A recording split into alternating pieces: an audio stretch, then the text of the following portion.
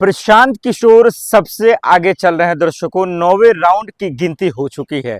तेजस्वी यादव के उम्मीदवार या इंडिया गठबंधन के उम्मीदवार और बीजेपी के उम्मीदवार पूरी तरीके से बेबस से होते नजर आ रहे हैं। और यूं कहे तो ये भी कह सकते हैं कि बीजेपी के प्रत्याशी हार गए हैं, क्योंकि वो तीसरे नंबर पे चल रहे हैं। तो यहां से छलांग लगाना, यहां से बैकअप करना, यहां से डिफेंड करना बीजेपी प्रत्याशी के लिए बहुत मुश्किल बन गया। लेकिन क्या Prashant Kishor 1 round, 2 round, 3, 4, 5, 6, 9वें round तक लगभग जो है वो आगे चल रहे हैं। इतना ही नहीं, 5400 वोट से आगे चल रहे हैं प्रशांत किशोर। बानकीपुर क्या वाकई में प्रशांत किशोर को चमका देगा? क्या प्रशांत किशोर ने वाकई में वो सब कर दिखाया जो बिहार चुनाव के वक्त वो कर दिखाना चाहते थे? बांकीपुर में हुआ क्या दर्शकों? क्या मुद्दा चल रही थी? कैसे इन्होंने जो है अटैक किया? किस तरीके से अपना दबदबा बनाया? जरा सा इसके बारीकियों को समझिएगा। और अभी पल पल की अपडेट आपको हम फॉरवर्ड की न्यूज़ के माध्यम से देते रहेंगे, क्योंकि आप जानते हैं कि गिनती हो रहा है, ऊपर नीचे होता ही रहेगा। रुझान में आगे है, वोटों की गिनती में कौन पीछे कौन आगे, ये समझना बेहद जरूरी है। लेकिन समझिए कि प्रशांत किशोर ने किया क्या और कैसे किया। बानकीपुर उपचुनाव में बीजेपी के राष्ट्रीय अध्यक्ष जी के जाने के बाद दरअसल उन्होंने जो है ये खेल किया और ये बताया कि उसी के वजह से जो है उपचुनाव होंगे। बीजेपी प्रत्याशी पहले अपने उम्मीदवारों को उतारती है और जिसका दबदबा था, जिसके पास ताकत था, जिसकी मजबूतियां थी, वो बैकफुट पे आ जाता, अचानक से अपना नामांकन वापस लेता। फिर बीजेपी के लिए मुश्किलें खड़ी हो जाती हैं। फिर सम्राट चौधरी और नितिन नवीन साहब ये सोचने पे मजबूर हो जाते हैं कि भाई किया जाए, कैसे किया जाए।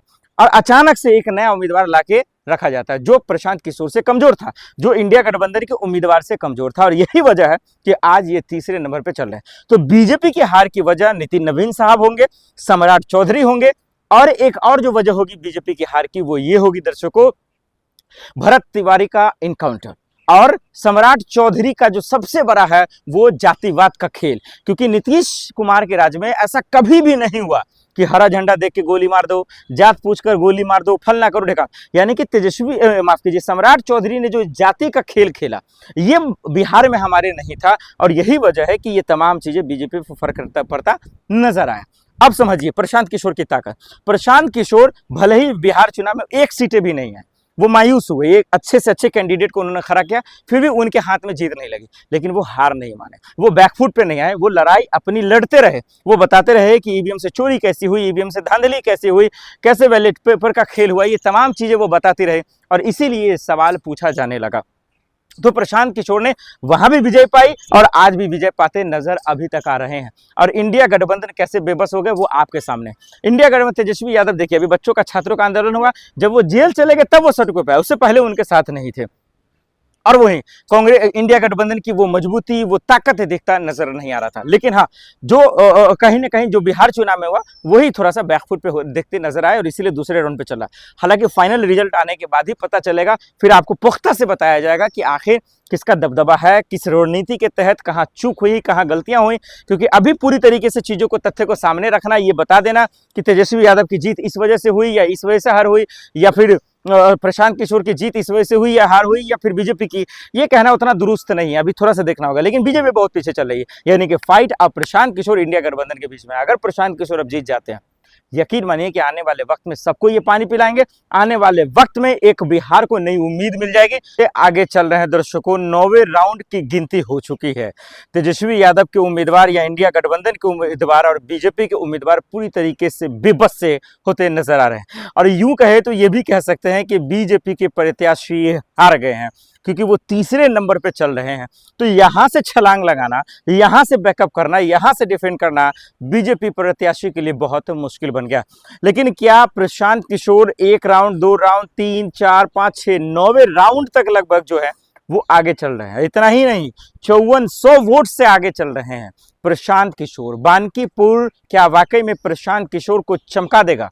क्या प्रशांत किशोर ने वाकई में वो सब कर दिखाया जो बिहार चुनाव के वक्त वो कर दिखाना चाहते थे?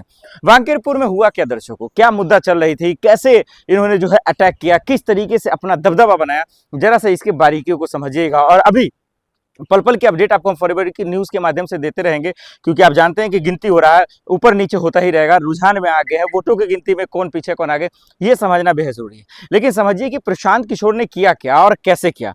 बानकीपुर उपचुनाव में बीजेपी के राष्ट्रीय अध्यक्ष जी के जाने के बाद दरअसल उन्होंने जो है ये खेल किया और ये बताया कि उसी के वजह से जो है उपचुनाव होंगे। बीजेपी प्रत्याशी पहले अपने उम्मीदवारों को उतारती है और जिसका दबदबा था, जिसके पास ताकत था, जिसकी मजबूतियां थी, वो बैकफुट पे आ जाता है, अचानक से अपना नामांकन वापस लेता।